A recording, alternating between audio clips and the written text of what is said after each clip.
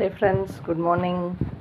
இன்றைக்கி நம்ம சமையல் என்ன பண்ண போகிறோம் அப்படின்னா, ஈஸியான ஒரு ரெசிபி தான். உங்கள் வீட்டில் காய்கறிலாம் இல்லைன்னா கவலையப்பட வேண்டாம். லஞ்சுக்கு அழகான சிம்பிளான ஒரு ரெசிபி ரெடி பண்ண போகிறோம். வெறும் அரை மூடி தேங்காய் வச்சு ஒரு லஞ்ச் ரெசிபி ரெடி பண்ணலான்னு நம்புவீங்களா? வாங்க, இன்றைக்கி அதுதான் பண்ண போகிறோம். நான் இந்த ரெசிபிக்கு இந்தியா கேட் பாஸ்மதி ரைஸ் எடுத்துருக்கேன். அதில் ஃபேஸ் ரோஸ்னான்றது இதுதான் நான் யூஸ் பண்ண போகிறேன். இங்கே நான் அரை மூடி தேங்காவை நல்லா குட்டி குட்டியாக கட் பண்ணி வச்சுருக்கேன். இதுலேருந்து நம்ம தேங்காய் பால் எடுக்க போகிறோம்.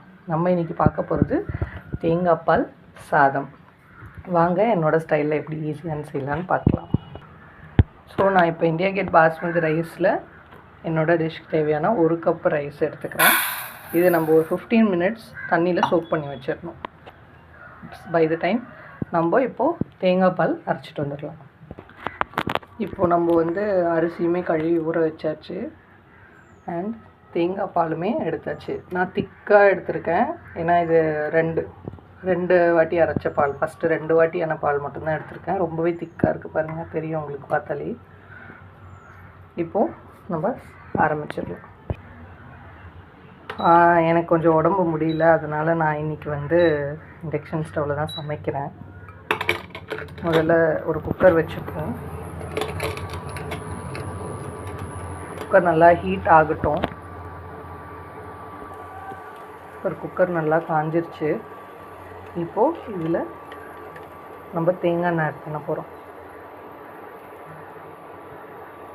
தேங்காய் எண்ணெயில் சமைக்கும் போது ரொம்பவே வாசனையாக இருக்குங்க, நீங்கள் நம்ப மாட்டீங்க. ரொம்பவும் ஹெல்தி கூட. அது கூடவே நம்ம ஒரு 2 ஸ்பூன் நெய் சேர்த்துக்கலாம். இதை நம்ம கோகோனட் மில்க் ரைஸ்னுமே சொல்லலாம், இல்லை ஜீரா ரைஸ்னுமே சொல்லலாம். இந்த தேங்காய் பால் எடுத்து செய்கிறதுனால ரொம்பவே ஃப்ளேவராக டேஸ்ட்டாக இருக்கும். எங்கள் வீட்டில் இருக்க எல்லாருக்குமே ரொம்ப பிடிச்ச ரெசிபி இது. நீங்களும் ட்ரை பண்ணி பாருங்கள், ரொம்பவே நல்லா இருக்கும். இப்போ நல்லா காயட்டும்.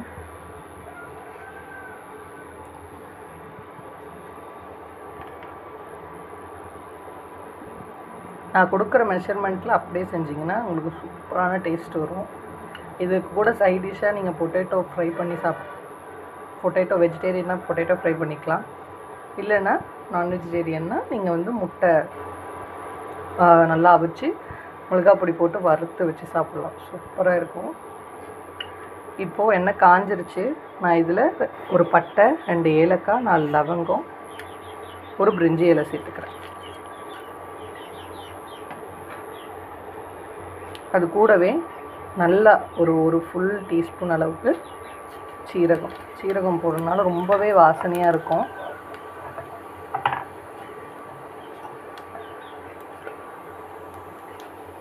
இது நல்லா பொரிஞ்சு வரட்டும். நல்லாவே பொரிஞ்சிருச்சு. இப்போது நான் மீடியம் சைஸ் வெங்காயம் 2 இது மாதிரி நீல வாக்கில் நறுக்கி வச்சுருக்கேன். இதை நம்ம ஆட் பண்ணிக்கலாம்.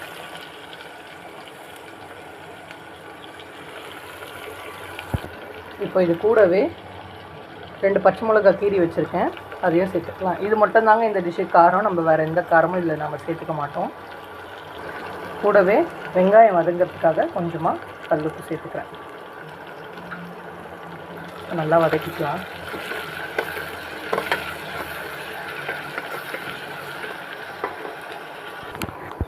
வெங்காயம் நல்லா கோல்டன் ப்ரௌன் ஆகிற அளவுக்கு வதக்கிக்கோங்க.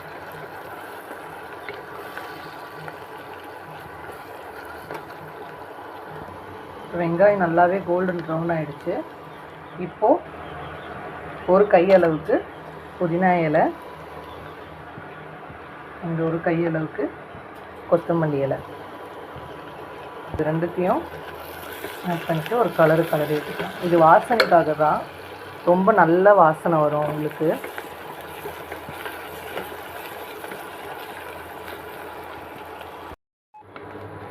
இப்போ நல்லாவே வதங்கிருச்சு. நம்ம இந்த ஸ்டேஜில் ஊற வச்ச அரிசியை சேர்த்துப்போம். தண்ணி இருக்காச்சு, அந்த அரிசியை கூட சேர்த்துக்கலாம். இப்போது இந்த நெய்யும் இந்த தேங்காய் எண்ணெயோட அரிசி ஒரு நிமிஷம் நல்லா வதக்கி விட்டுக்கலாம். இப்போ அரிசி நல்லா 1 நிமிஷம் கலரி விட்டாச்சு. இப்போ இது கூட நம்ம தேங்காய் பால் மெஷர் பண்ணி ஆட் பண்ணிக்கலாம். நான் இங்கே ஃபஸ்ட்டு 2 வாட்டி அரைச்ச தேங்காய் பால் எடுத்துருக்கேன். திக்கான பால். நம்ம எந்த கப்பில் வந்து அரிசி அளக்குறோமோ அதே கப்பில் தான் நம்ம பால் ஊற்றணும். ஸோ நான் இதில் 1 கப் ரைஸ் போட்டேன், 1.5 கப் அளவுக்கு பால், அதான் மெஷர்மெண்ட்டு. இப்போ நம்ம ஆட் பண்ணிக்கலாம். ரொம்பவே ரிச்சாக இருக்குங்க. சொன்னேன் நம்ப மாட்டீங்க. கண்டிப்பாக செஞ்சு பார்த்துட்டு எப்படி இருக்குதுன்னு சொல்லுங்கள். கரெக்டாக 1.5 கப் எடுத்துருக்கேன். 1.5 கப் பால் ஊற்றிட்டேன். இது பாஸ்மதி ரைஸ்ன்றதுனால 1 கப்புக்கு 1.5 கப் எடுத்துருக்கேன். இதுவே நீங்கள் வந்து சாதா ரைஸில் செய்கிறீங்கன்னா 2 கப் அளவுக்கு பால் எடுத்துக்கோங்க 1 கப் ரைஸ்க்கு. இப்போ பார்த்தீங்கனாலே தெரியும் எப்படி இருக்குது பாருங்கள். மேலே இருக்க எண்ணெய் எல்லாமே இப்போ மேலே வந்திருக்கு.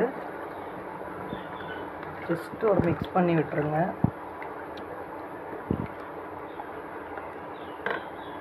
இது ஒரு கொதி வந்தோடனே நம்ம குக்கர் மூடி போட்டுட்டு 2 விசில் விட்டு எடுத்துடலாம். அவ்வளோதான், சீக்கிரமாகவே ரெடி ஆகிடும். கொதி வர ஆரம்பிச்சிருக்கேன். இந்த ஸ்டேஜில் உப்பு செக் பண்ணி உப்பு சேர்த்துக்கோங்க. உப்பு ஒரு கல் வந்து எக்ஸ்ட்ரா தான் இருக்கணும். அப்போ தான் வந்து வெந்து வரும்போது கரெக்டாக உங்களுக்கு இருக்கும். உப்பு சேர்த்துட்டு ஒரு கலரி விட்டுட்டு இது கூட கொஞ்சோண்டு நெய் வாசனையாக இருக்கிறதுக்காக ஒரு கலரிடலாங்க. இப்போ உப்பு உங்கள் டேஸ்ட்டுக்கு ஏற்ற மாதிரி அட்ஜஸ்ட் பண்ணி போட்டுக்கோங்க. இந்த எப்போவுமே ஒரு கல் மட்டும் எக்ஸ்ட்ராவாக சேர்த்துக்கோங்க. ஒரு கொதி வந்தோடனே லிட்டை மூடிடலாம். இப்போ நல்லாவே கொதி வந்துருச்சுங்க. இப்போ இந்த ஸ்டேஜில் நம்ம லிட்டு போட்டு மூடிடலாம்.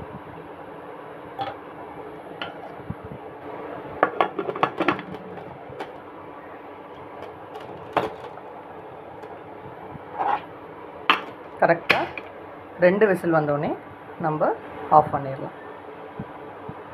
எல்லோரும் நினைக்கலாம் எக்ஸ்ட்ரா இருக்க தேங்காய் பால் என்ன பண்ணுவோம்லாம் அப்படின்னு சொல்லிட்டு.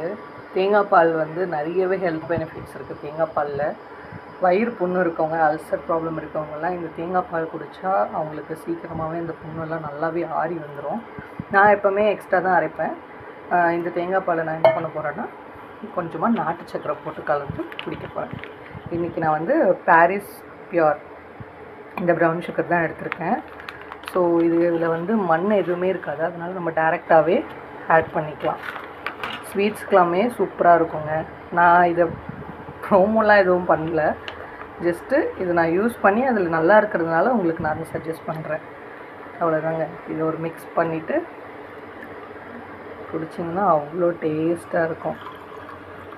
வெறும் தேங்காய் பாலை மட்டும் அரைச்சி நீங்கள் இந்த மாதிரி நாட்டு சக்கரை போட்டு குடிக்கலாம்.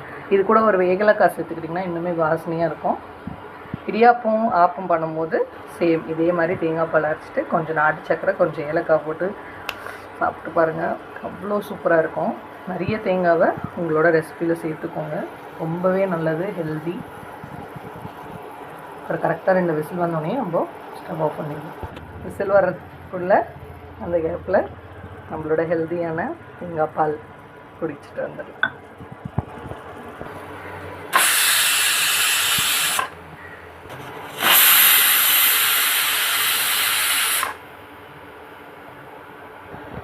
அதுதாங்க, 2 விசில் வந்துருச்சு. இப்போ நம்ம ஸ்டவ் ஆஃப் பண்ணிக்கலாம்.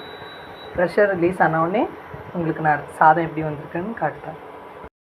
இப்போ பாருங்கள், ப்ரெஷர் நல்லாவே ரிலீஸ் ஆகிடுச்சு, எந்த ஒரு சவுண்டும் இல்லை. இந்த டைமில் கேஸ் கட் ரிலீஸ் பண்ணிட்டு நம்ம குக்கர் ஓப்பன் பண்ணலாம். எப்போவுமே ப்ரெஷர் இருக்கும் போது குக்கர் ஓப்பன் பண்ணாதீங்க, மூஞ்சில் அடிச்சிடும். பார்த்தீங்களா, சூப்பராக ரெடி ஆகிடுச்சு நம்மளோட தேங்காய் பால் சாதம்.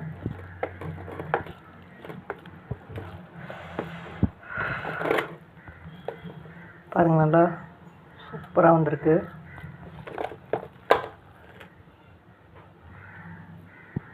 ரொம்பவே ஈஸிங்க.